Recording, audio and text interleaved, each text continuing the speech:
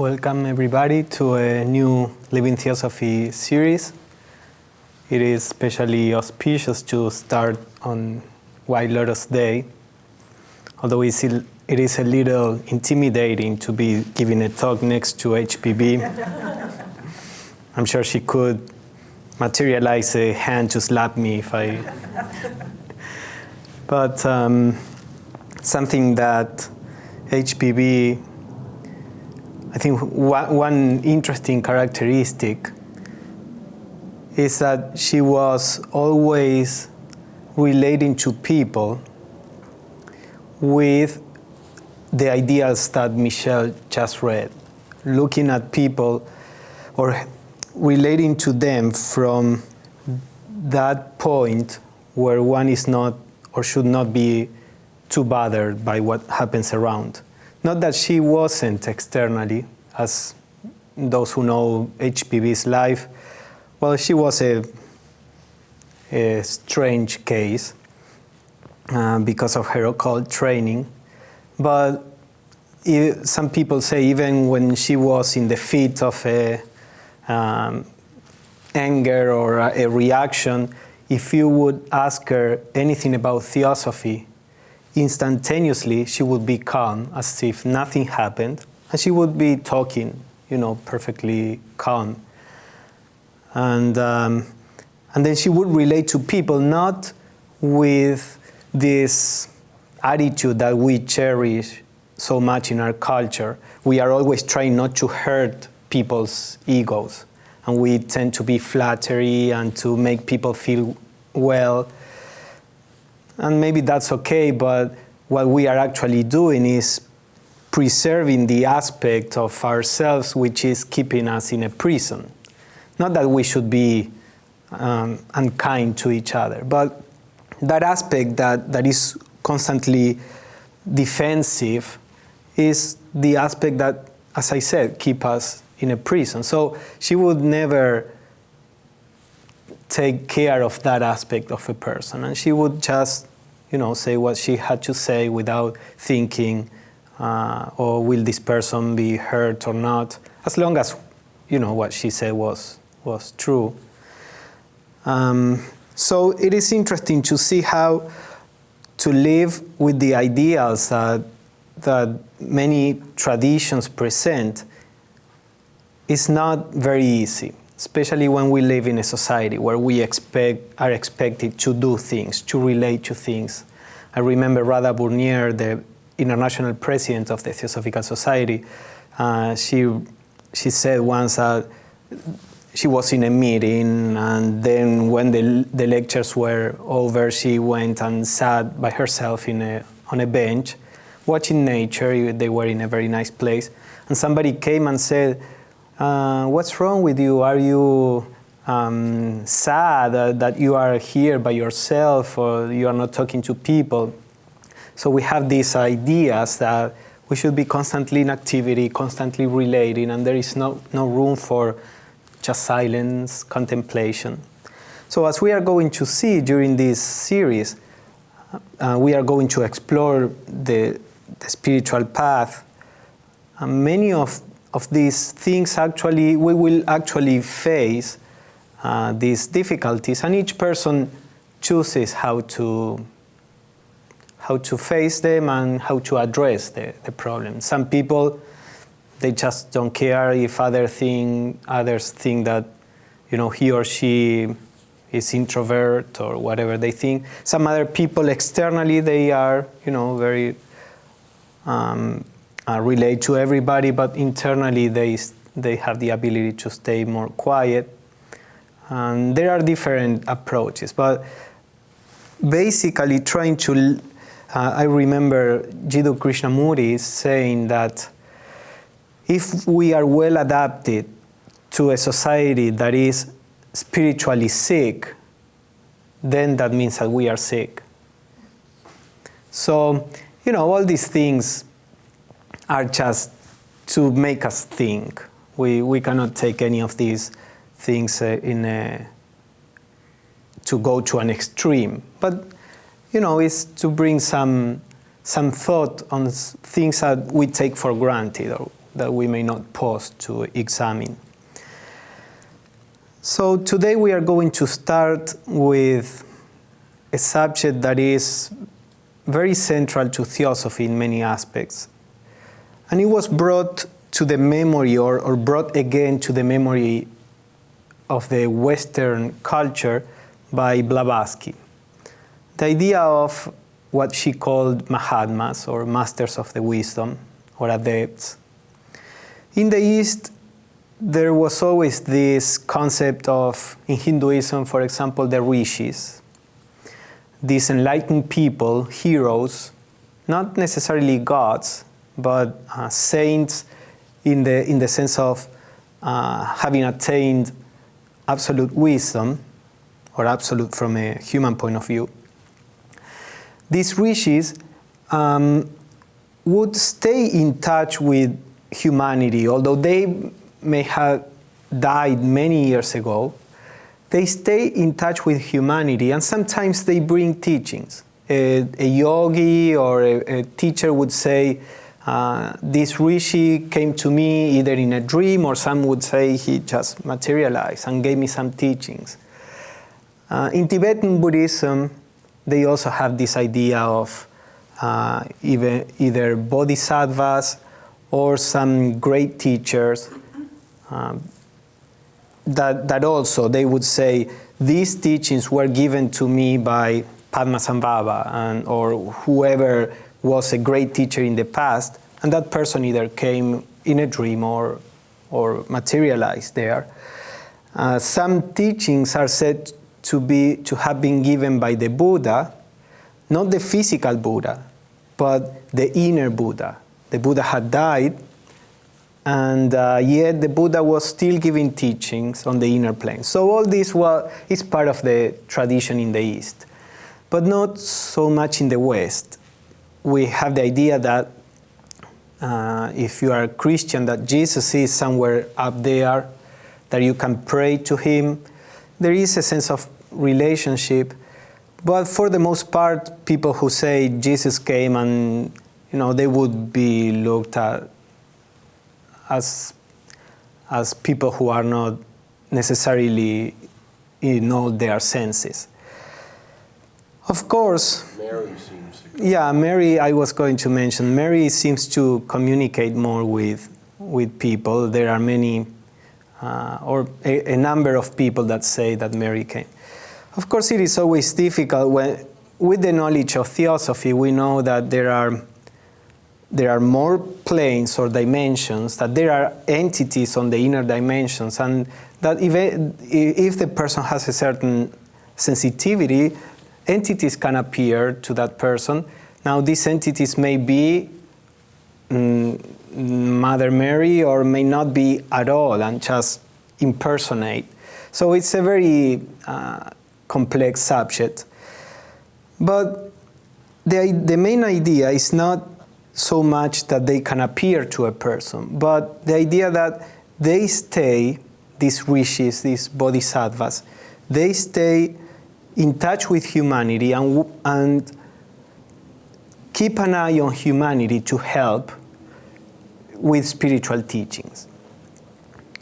So many enlightened beings in India, or gurus, when they are about to die and the disciples say, we are not going to have you with us anymore, many of them say, the body is just, a shadow of what we really are, and I'm always there. I will, or this consciousness will be always there. And a person who studies these teachings may connect with that consciousness, even without noticing it, and just receive a deeper understanding, because there is a place where we are all one. So what Madame Blavatsky said is or brought that idea to the West, and she said there are enlightened beings who stay in touch with humanity, and these are what Madame Blavatsky called masters. Now, the existence of these enlightened beings is a natural result of the idea of evolution. In a philosophy, as theosophy, that postulates a process of evolution within the illusory planes, Atman or the real never evolves because it's perfect in itself, spontaneously perfect. But within the illusory planes, there is a growth in the ability to express the real. That's more or less the idea of evolution. So this divine spark is in all of us, and little by little, the person that is caught in the illusion of being the body, with experience, with more and more insight into the nature of things, this person begins to realize, I'm not the body. The body is just a fragment of myself, and neither am I the emotions or the mind. And eventually that person discovers his or her true identity, which is one with the all. Now, when that happens, there is no purpose to have a body anymore. The idea being that, in Hinduism, they say, why does the divine spark take a body? Because of the illusion, there is a thirst for physical experience. We have this thirst to experience the world through a physical body. But when the person realizes that he or she or it is far beyond the physical, then that thirst disappears. Therefore, the divine spark is not compelled to incarnate anymore. When that happens, the divine spark is can let go of all the lower vehicles and stays in its own nature. Sometimes it's called in Hinduism Swarupa, its own true nature, without any body. Let's say in the state of, this is what in Buddhism they call nirvana. Is the cessation, the annihilation of all the lower vehicles of consciousness, or let's say the vehicles of consciousness, and only consciousness remains there. Of course, in the Theosophical view, it is said that consciousness cannot be ever without a vehicle of consciousness, but at this level that we are talking, there is no separation between the two. Now, the problem is that when this divine spark lets go of all the lower vehicles, it loses the ability to communicate with the lower planes. It's just like when a person dies, that person is still alive on the astral plane, but it loses the ability to communicate physically with us. It can communicate astrally because we also have an astral body, but physically the vehicle for the physical communication is not there, and therefore to our perception that person disappeared. So the same with the divine spark. Although the divine spark is everywhere, to our perception that divine spark is not available anymore unless we can raise our consciousness to that very high level which only enlightened beings are aware of. So in the Buddhist tradition, which is in the Theosophical teachings are in tune with that, there is the idea of the bodhisattvas that give up this dropping of the lower vehicles and entering in nirvana.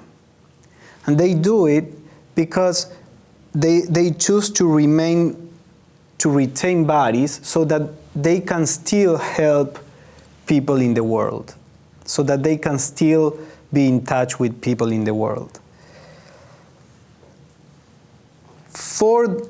It is said that act is a great sacrifice, because they could be in this state of perfection with no limitation, away from any kind of sorrow, and yet they remain bound to the limitations that is to have a form. To have a form is a limitation. Of course, that's the only thing we know, and for us, we don't see it as a sacrifice.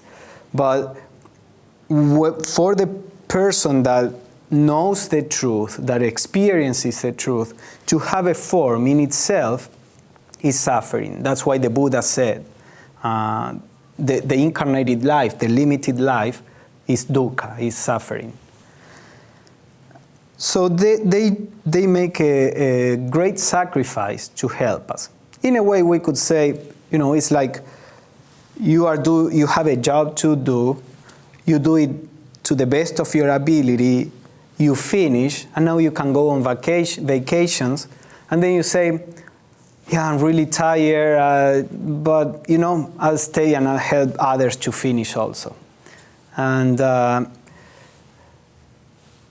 but also you could see it as if you, being a human being, choose to incarnate as a dog, having all the limitations of a dog. You have still your human mind, but you cannot talk, you have to bark, you have to eat from dog food, from on the floor, everything, just to help other dogs, supposing that would be necessary, and to help them become human beings.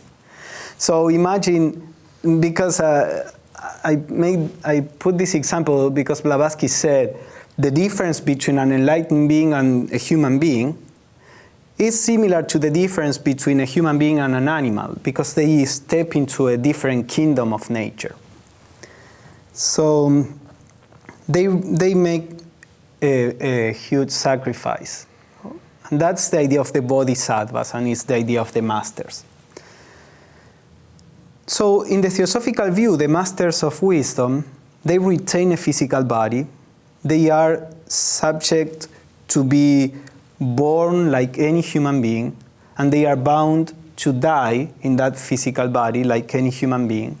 They may live longer than human beings because they know how to take care of their bodies. We as a culture have gone from a life of 40 or 50 years to a life of 80, 90 years, just with our knowledge in medicine and all that. Well, the adepts have also a knowledge of the inner processes of the body, and they are able to extend their lives more. I haven't seen numbers.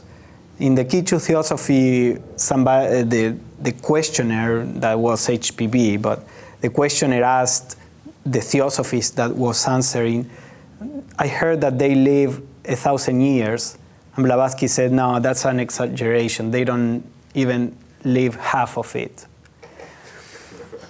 Well, okay, 500 years is not an exaggeration, or 400. And I remember Jiddu Krishnamurti saying once, if not for all the trips constantly around the world that this body was subjected to, this body could have lived 400 years, he said to a friend. So maybe that's the idea of an adept, how much he could live. But anyway, sooner or later they die, and they have to take another body. And it's not that they have to. They choose to take another body and being born. And then they say every time they incarnate on a body, they have to struggle with that body to tame it, because matter has its own tendencies. And even an adept needs several years to bring the body in complete control. This is even in the stories of enlightened beings like the Buddha. There is always this idea that, for a while he's a normal person until the higher consciousness is able to take over. Now these adepts, although they retain a physical body, their work, the way they help humanity, is mainly on the inner planes. So the idea is that the same way that we have physical parents, and that the physical parents accelerate our course of education, if we are left with no education, we would grow much slower. We would get to know things by experience, but then the growth would be much slower. Because we have a family and parents that take care of us, the growth is accelerated. So in the same way, at the level of the reincarnating soul, the divine spark, as we said, is perfect in itself. But let us talk about three levels: the divine spark, then the reincarnating soul, and then the physical body, or the personality, the body, emotions, and mind. So the masters work at the level of that reincarnating soul to try to accelerate the growth of the... So they are like nurturing the human souls. And in that way, souls can grow faster, just as a child can grow faster if he has parents. Now, we don't know what they do, how they do this. And of course, this is what Blavatsky says in the Key to Theosophy and some other writings. And she says you wouldn't understand how they help unless you know that dimension of reality. Another task or way that they help humanity is from time to time incarnating in a society and trying to promote a movement that will help humanity. Sometimes even on the political field, although I feel that right now it would be very difficult. Cultures go through cycles also, and there are cycles where the people who are in charge are still more idealistic and more spiritual. And then there are cycles that the people who are in charge are very materialistic and selfish. And even if a good person tries to be there, the whole system would prevent you from changing anything. But there are some... It is said in the Theosophical tradition that the French Revolution was the failure of some adepts to try to help on the political field. They were trying to because the masses were being suppressed, by the people with money and with properties, and kings and queens, and they wanted to induce a change, a political change, but then the masses of people reacted with violence, and they went out, cutting the heads of rich people. Something similar happened with Gandhi. He was proposing this non-violence and opposing to the British government by not through violence, but by non-cooperating with the government. So he was standing once in a protest, and the police came and hit him, and he didn't defend himself. But he had a special insight into what the way to change this was. When other people following him were there and the police came and started hitting them, they responded back, and then there was a massacre, and how many people died in India. So it's very difficult. A leader may have a very high insight and ideal, but it's very difficult for the masses to be able to follow that. So it seems that something like that happened and ended up in what we know as the French Revolution. But anyway, the idea is that the adepts try to help, sometimes on the political field, sometimes on the scientific field. It is said that many of the early scientists that began the scientific revolution were either adepts or disciples of the adepts. But for the most part, they tried to help on the spiritual field, the religious field. So the great teachers, religious teachers that we had in the past in all religions, they were these adepts. In the Theosophical view, I'm sharing the Theosophical view on this. So Shankaracharya or the Buddha or Jesus, or all these teachers were adepts, and they tried to teach, to point out the path to realize the truth, adapted to a particular culture, a particular time, the needs of the time. Now, a third way that they try to help humanity, and that's the one that we are going to focus on in this series, is by training some people that are ready to be trained. Training in what sense? The more free people the world has, the more these free people can help, either on the physical plane or on the inner planes, as we were saying. So it is just like if you are trying to create a school. You may begin being, you are the teacher, and you start teaching kids. And then as the kids graduate, if they can help you, then you can start teaching more kids. So the more teachers you have, the more you can reach and the more you can do. So the idea is that there are some people, let's say, if there is a person that is willing to help others, just like these kids, suppose that one is willing to become a teacher. Maybe a kid, when he graduates, he wants to become a politician, make a lot of money, and enjoy life. But maybe some other kids say, no, I will be a teacher, I will learn less, but I want to teach other people also, I want to help them.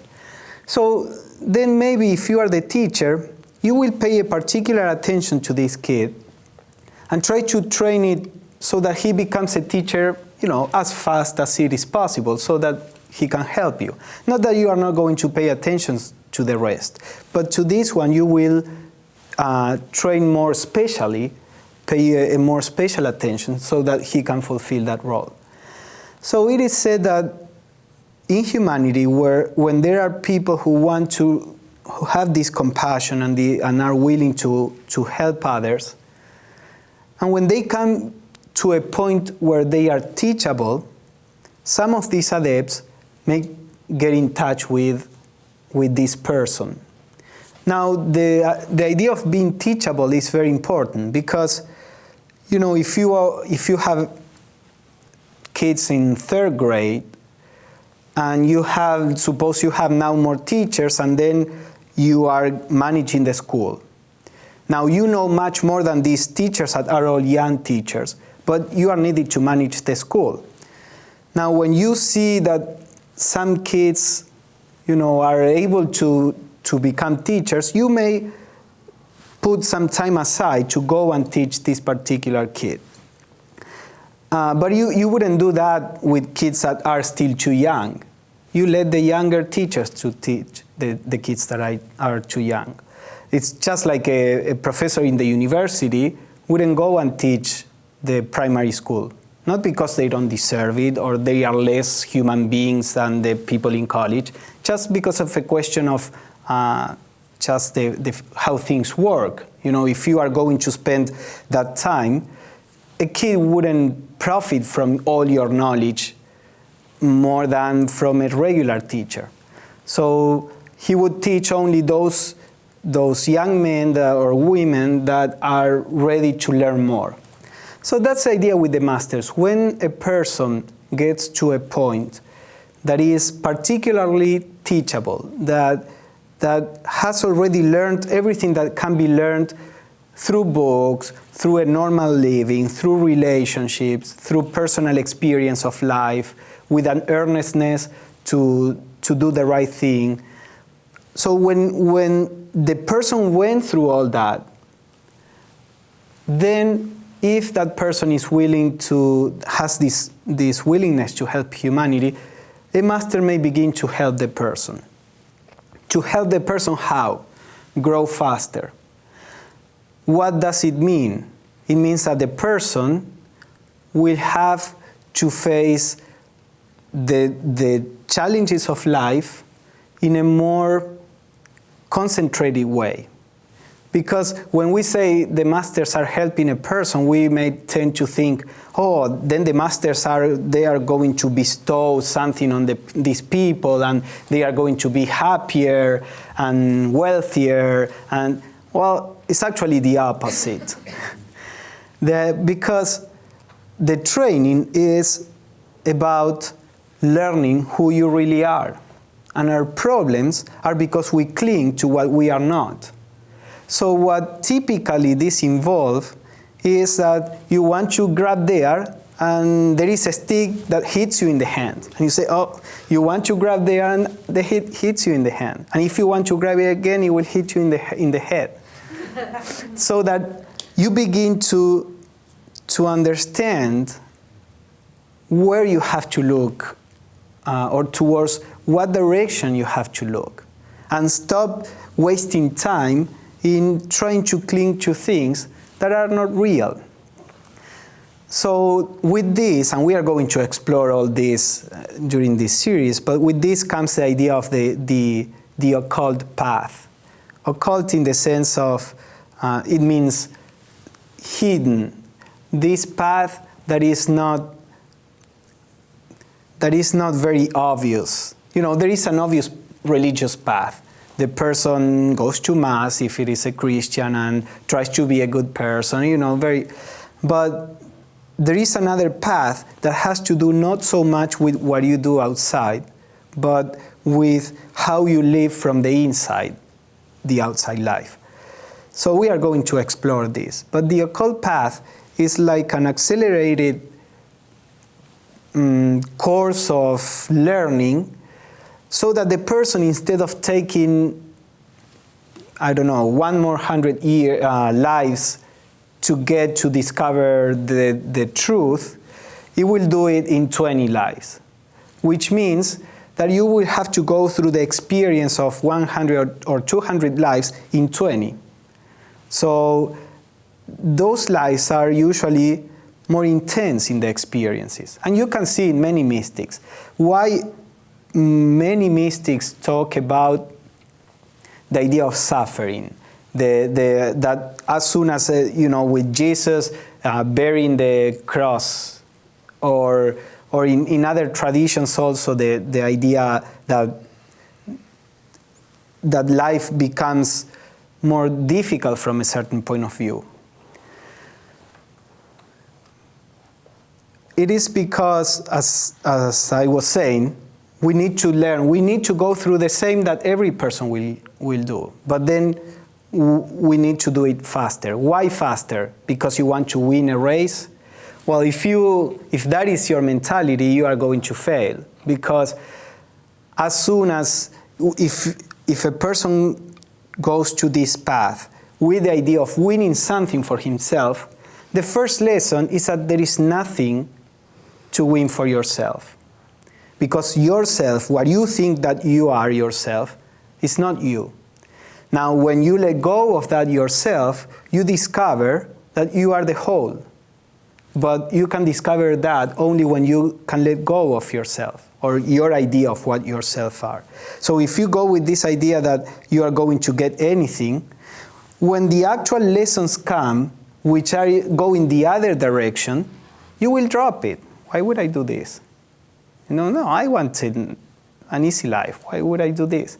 Now, the pace of growth is always determined by our own. This is all very natural. The way we put it, it seems like something more artificial, but it's all very natural. The more eager we are to discover the truth, the faster we grow. Now, why we want to discover the truth?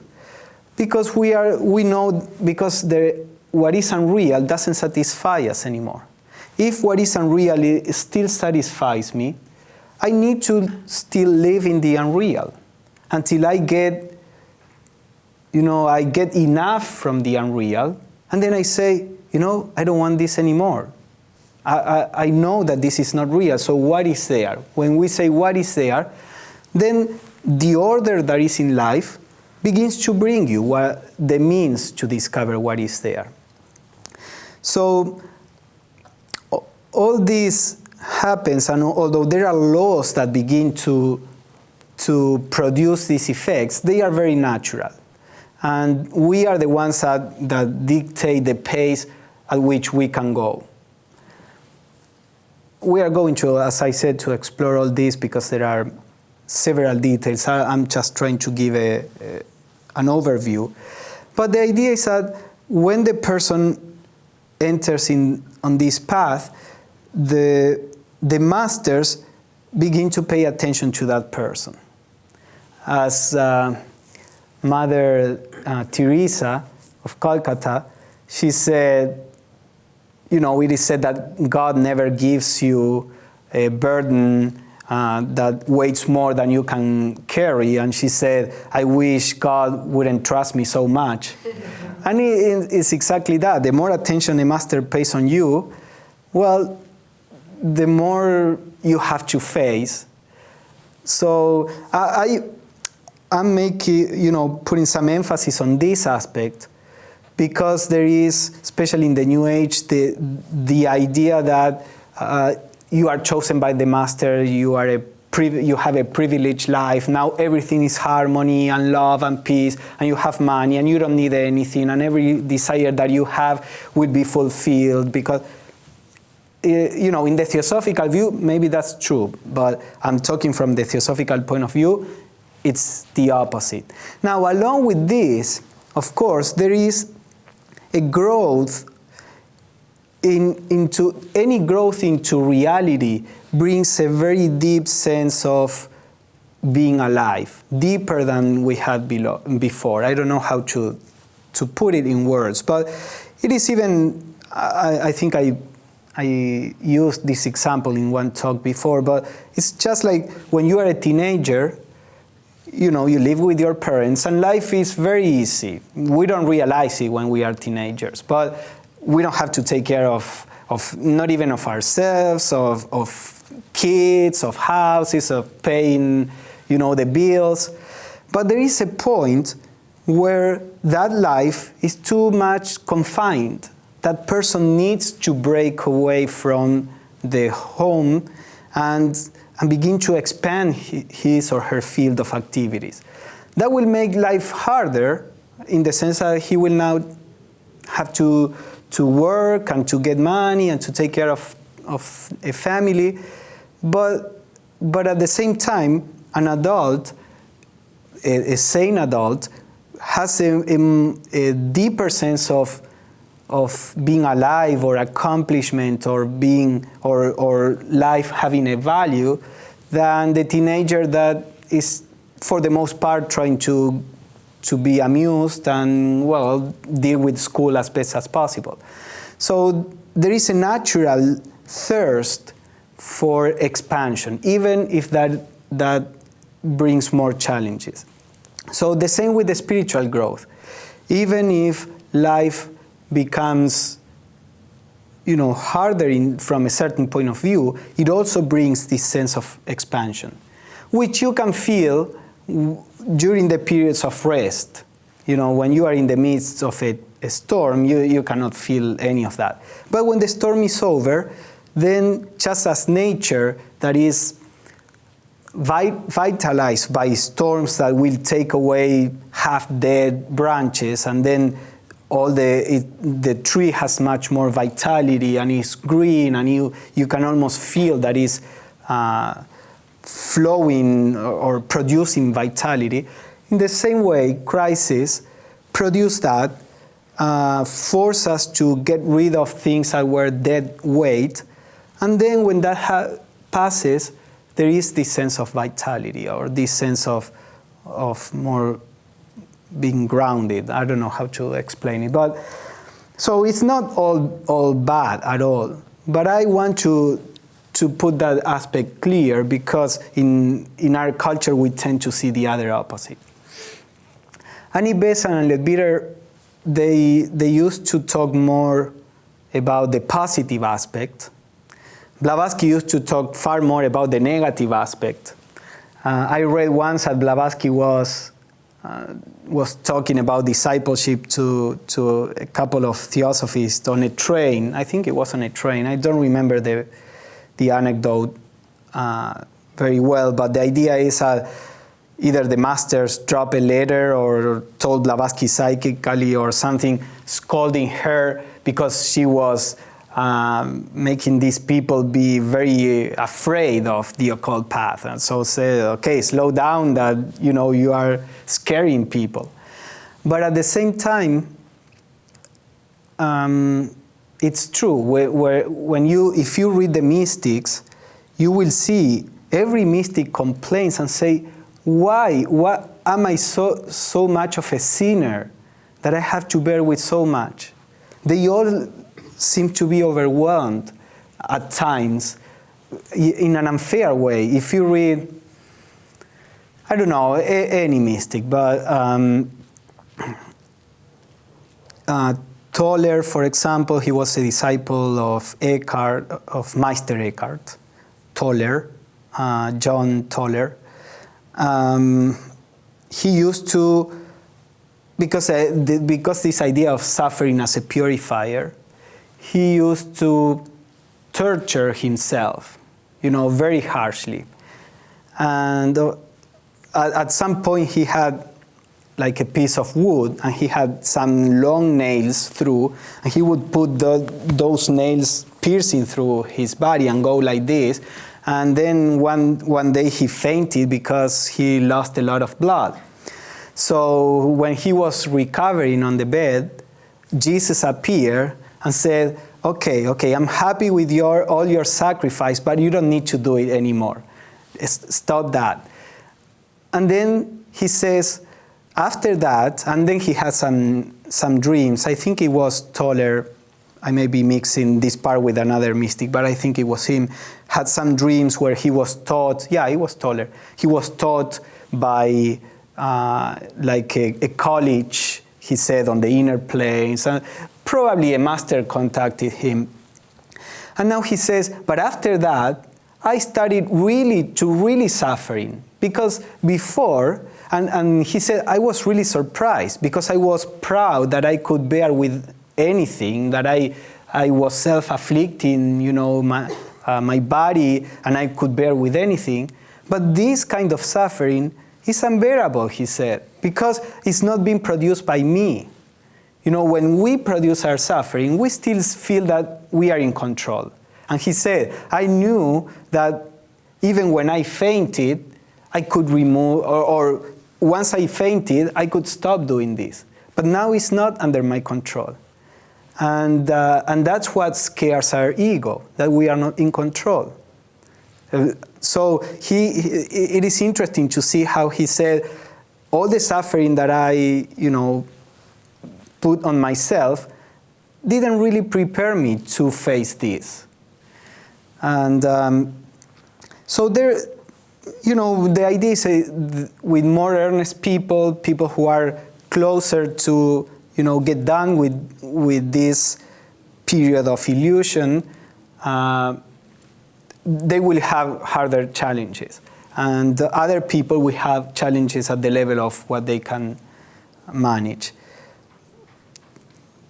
But we are going to see, I'm not going to focus only on the difficult parts of this process when we talk about the occult path. As we are going to see, there are, a lot of, Annie Besant said, because there is a point where the person understands the process.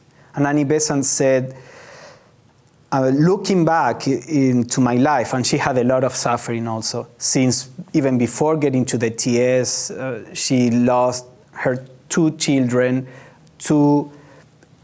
She got divorced. At that time, a woman being divorced was pretty much, a homeless person.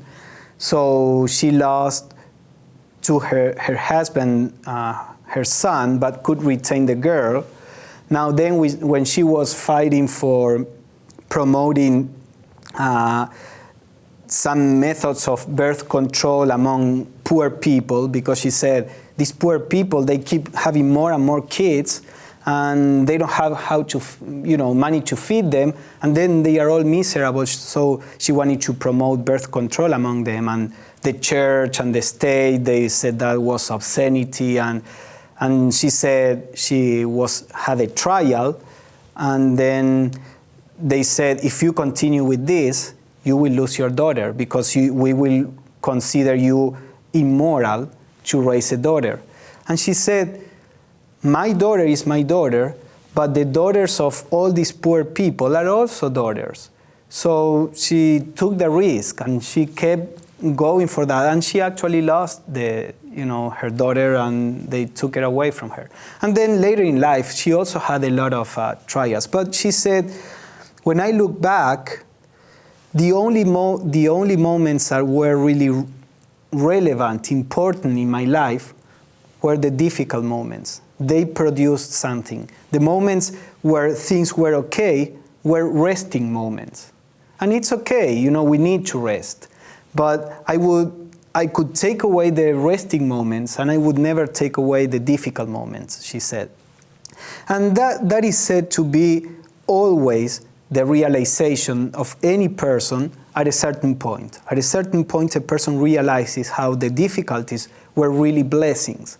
And in one of the Mahatma letters, one master says, there is a point where the adept receives a reward, and symbolically speaking, that is far or outweighs far more all the sufferings that he went through in the process of becoming an adept. So these things that we call suffering is really a blessing in disguise. At the beginning, we don't understand it, and it's fine if you resent it, but inside, always remember that this is a blessing, not a curse. Although nobody likes to suffer, that's fine. But in a sense, it's like when you push your kids to go to school, and then the kids resent having to go to school. But when you are graduated and you are an adult, now you can have a life because you have an education.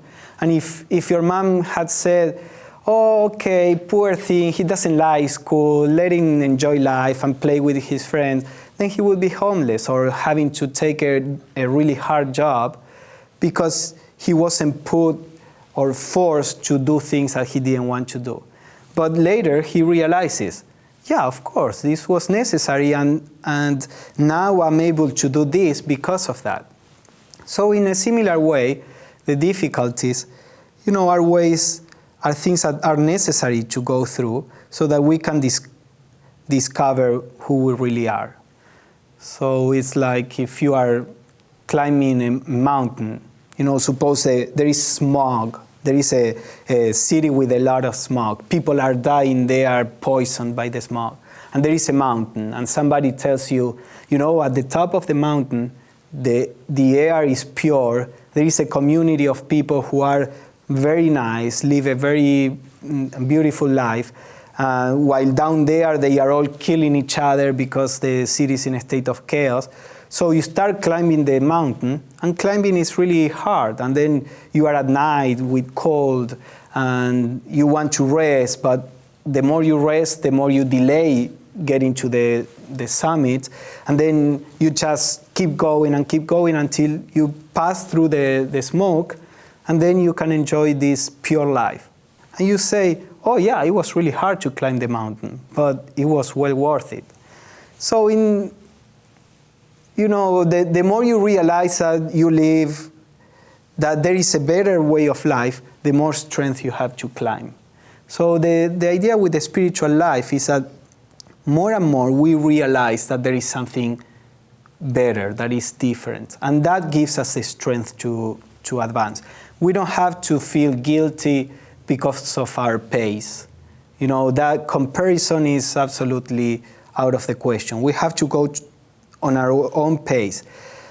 But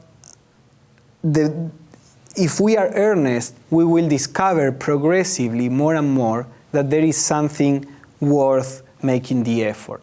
And that will give us the strength to accelerate the pace as our strength allows it. So that's more or less the idea of this was to do an introduction of what this series will be, and we are going to talk about the path and also some spiritual practices that can help us in on this path. So if there is any comments or questions we can discuss them.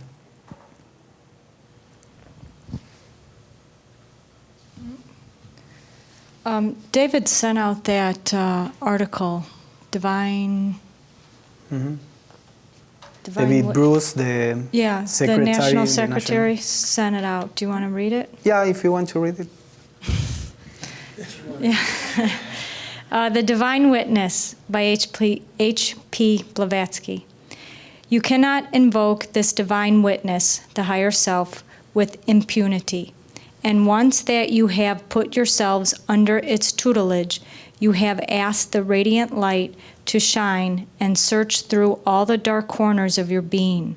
Consciously, you have invoked the divine justice of karma to take note of your motive, to scrutinize your actions, and to enter up all in your account. The step is irrevocable as that of the infant taking birth. Never again can you force yourselves back into the matrix of avidya and irresponsibility. Though you flee to the utmost parts of the earth and hide yourselves from the sight of men, or seek oblivion in the tumult of the social whirl, that light will find you out and lighten your every thought, word, and deed. All HPB can do is send to each earnest one among you a most sincerely fraternal sympathy and hope for a good outcome to your endeavors. Nevertheless, be not discouraged, but try, ever keep trying. 20 failures are not irremediable, if followed by as many undaunted struggles upward. It is not so that mountains are climbed, is it not, so that mountains are climbed? And no further, that if karma relentlessly records in the esotericist's account bad deeds that in the ignorant would be overlooked, yet equally true is it that each of his good deeds is, by reason of his association with the higher self, 100-fold intensified as a potentially for good. Finally, keep ever in mind the consciousness that though you see no master by your bedside, nor hear one audible whisper in the silence of the still night, yet the holy power is about you. The holy light is shining into your hour of spiritual need and aspirations. Just. Yeah, that HPB wrote that to, when she founded the esoteric section, she wrote that to the members. But of course, that can be applied to any person that is earnest. And not only, as I said at the beginning, not only within the Theosophical Society, but this was the case in any religion, you know.